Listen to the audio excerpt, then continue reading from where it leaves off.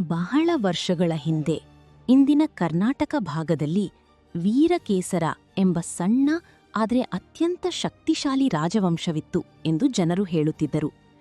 ಈ ವಂಶದ ಹೆಸರು ದೊಡ್ಡ ಇತಿಹಾಸ ಪುಸ್ತಕಗಳಲ್ಲಿ ಕಾಣಿಸದಿದ್ದರೂ ಕೆಲವು ಹಳೆಯ ತಾಮ್ರಪತ್ರಗಳು ಮತ್ತು ದೇವಾಲಯದ ಗೋಡೆಗಳ ಮೇಲೆ ಅವರ ಗುರುತುಗಳು ಕಂಡುಬಂದಿದ್ದವು. ಈ ರಾಜವಂಶದ ಅತ್ಯಂತ ವಿಚಿತ್ರ ಸಂಗತಿಯೇನೆಂದರೆ, ಅವರ ರಾಜಾಭಿಷೇಕವು ಸಿಂಹಾಸನದ ಮೇಲೆ ನಡೆಯೋದಿಲ್ಲ. ಅದು ಅಗ್ನಿಮುದ್ರೆ ಎಂಬ ಒಂದು ರಹಸ್ಯ ವಿಧಿಯ ಮೂಲಕ ನಡೆಯುತ್ತಿತ್ತು. ಪ್ರತಿ ಹೊಸ ರಾಜನೂ ಮಧ್ಯರಾತ್ರಿಯಲ್ಲಿ ಕೋಟೆಯ ಕೆಳಗಿನ ಗುಪ್ತ ಗುಹೆಗೆ ಹೋಗಬೇಕಾಗುತ್ತಿತ್ತು. ಆ ಗುಹೆಯ ಮಧ್ಯದಲ್ಲಿ ಒಂದು ಕಲ್ಲಿನ ವೇದಿಯಿತ್ತು. ಅದರ ಮೇಲೆ ಬೆಂಕಿಯ ಗುರುತು ಹೊತ್ತಿದ್ದ ಒಂದು ಕತ್ತಿಯಿತ್ತು.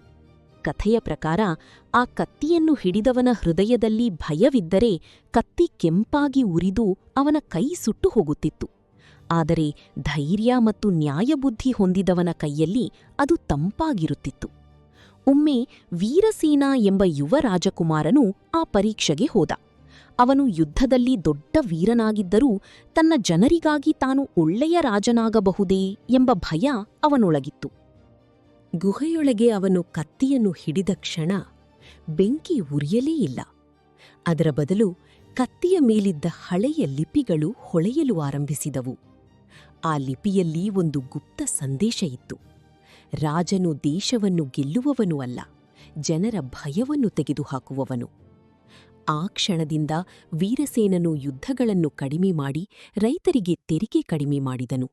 ಕೋಟೆಯ ಸುತ್ತಲಿನ ಕೆರೆಗಳನ್ನು ನಿರ್ಮಿಸಿದನು.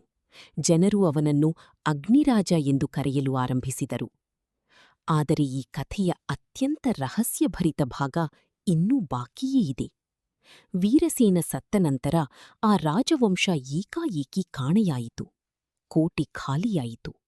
ಜನರು ಹೇಳುವುದೇನೆಂದರೆ, ಕೊನೆಯ ರಾತ್ರಿ ಕೋಟೆಯ ಮೇಲೆ 3 ಬಾರಿ ಅಗ್ನಿಜ್ಯೋತಿ ಆಕಾಶಕ್ಕೆ ಏರಿದಂತೆ ಕಂಡಿತಂತೆ.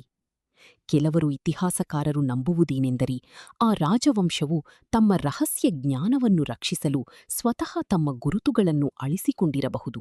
ಇಂದಿಗೂ ಕೆಲವು ಹಳೆಯ ದೇವಾಲಯಗಳ ಗೋಡೆಗಳಲ್ಲಿ ಒಂದು ವಿಚಿತ್ರ ಚಿಹ್ನೆ ಕಾಣಿಸುತ್ತದೆ: ಬೆಂಕಿಯೊಳಗಿನ ಕತ್ತಿ. ಅದು ವೀರಕೇಸರ ವಂಶದ ಅಗ್ನಿಮುದ್ರೆ ಎಂದು ಗ್ರಾಮಸ್ಥರು ಹೇಳುತ್ತಾರೆ.